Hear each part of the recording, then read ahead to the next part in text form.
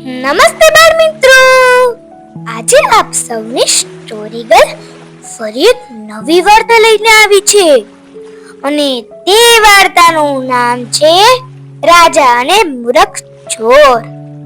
જો તમે મારી ચેનલમાં નવા હોય તો નાનકી સ્ટોરી ગર્લને સપોર્ટ કરવાનું ના ભૂલતા, એટલે કે મારી ચેનલને સબસ્ક્રાઇબ કરી દેજો, આ વિડિયોને લાઈક કરી દેજો અને પ્લીઝ શેર કરવાનું ના ભૂલતા. ચાલો તો વાર્તા શરૂ કરીએ. મલેકપુર નામનું એક ગામ હતું. ગામમાં એક રાજા રહેતા હતા. એનું નામ કરમચંદ્ર હતું. પણ આખું ગામ કરમચંદ્ર નહીં કહેતું અને રમેશ કહેતું. તે દેખાવમાં સાવ ભલા ભોળા લાગે, પરંતુ ભારે ચાલાક. ગમે તેવી મુસીબત આવે માર્ગ તો કાઢી જ નાખે. રાતનો સમય હતો. રાજા સૂતા જતા. કેમે ઊંઘ આવે નહીં. પથારીમાં આમથી તેમ પડખા ફેરવે. અડધી રાત થઈ. રાજાને થયું, હવે ઊંઘ તો આવશે નહીં, ચાલ ને બહાર ઓટલા પર જઈને બેસું. રાજાના ઘરની બહાર એક ઓટલો હતો. તેમને ઊંઘની તકલીફ અવારનવાર રહેતી. ત્યારે તેઓ બહાર ઓટલા પર જઈને બેસતા. ઘરનું બારણું ઉઘાડીને રાજા બહાર નીકળ્યા. કશું પણ સૂઝે નહીં એવું ઘોર અંધારું હતું. ધીમો ધીમો ઠંડો પવન વાતો હતો. શ્રીનાથ શ્રીનાથ કરતા રાજા ઓટલા પર બેઠા. એમને એમ ઘણી વાર સુધી બેસી રહ્યા. પછી ઊંચે જોયું. આકાશમાં ગણ્યા ગણાય નહીં એટલા ચાંદરડિયા લબુક ઝબુક થતા હતા. રાજાને વિચાર આવ્યો, આ ચાંદરડા ગણવા જોઈએ, અને ગણવા માંડ્યા. ગણતા જાય અને ભૂલતા જાય. ફરી પાછા ગણે.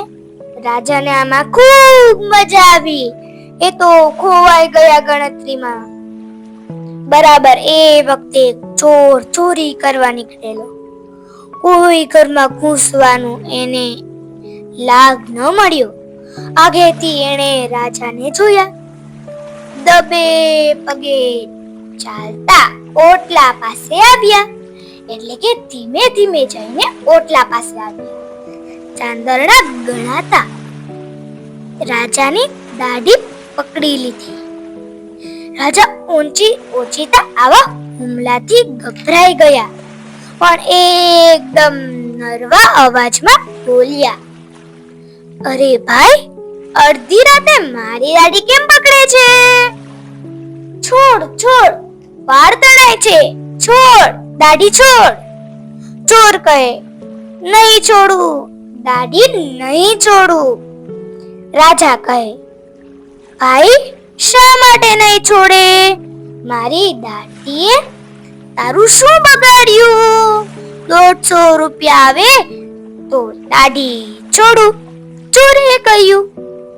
ચોરની વાત સાંભળીને રાજા વિચારમાં પડી ગયા.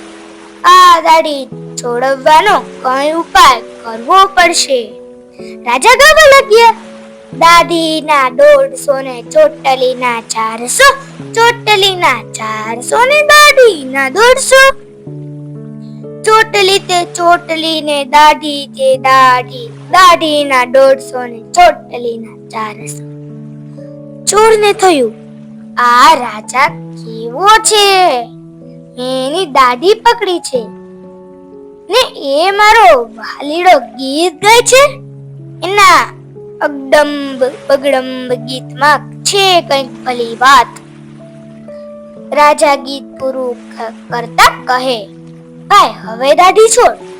150 રૂપિયા આપો એટલે તરત જ દાઢી છોડી દઉં.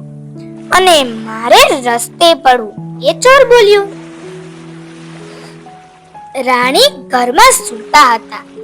એમને વાત સંભળાવતા હોય એમ રાજાએ બીજું ગીત ગાવા માંડ્યું. જાગો ને ઝટપટ આવો રાણીજી, 150 રૂપિયા લાવો રાણીજી, મારી દાઢી છોડાવો રાણીજી.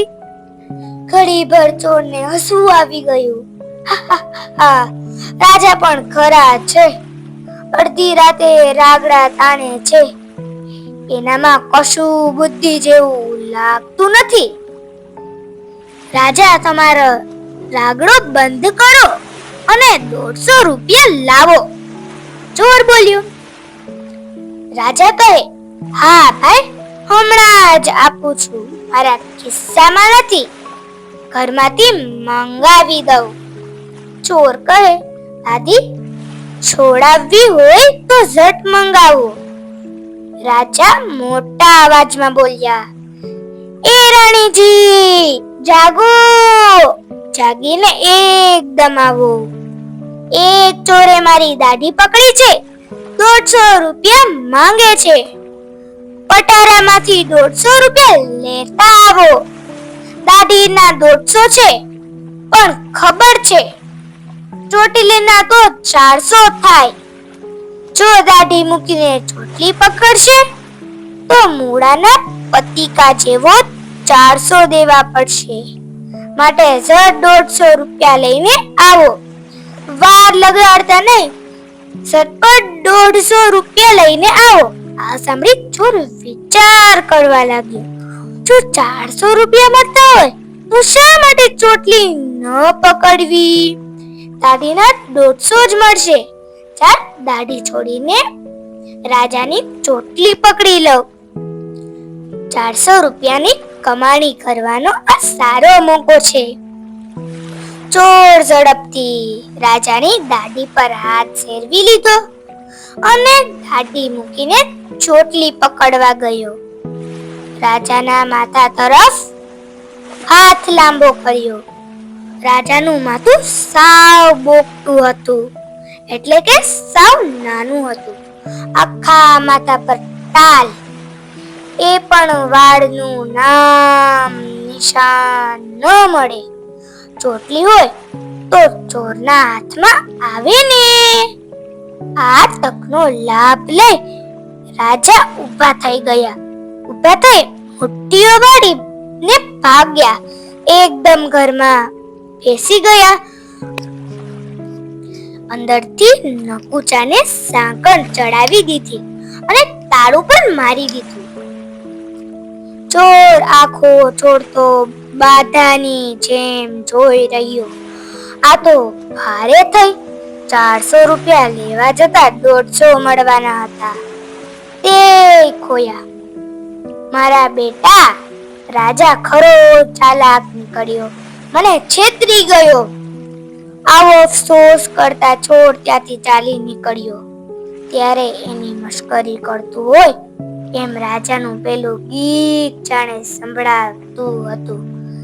દાઢી તે દાઢી ને ચોટલી તે ચોટલી, ચોટલીના 400 ને દાઢીના 150.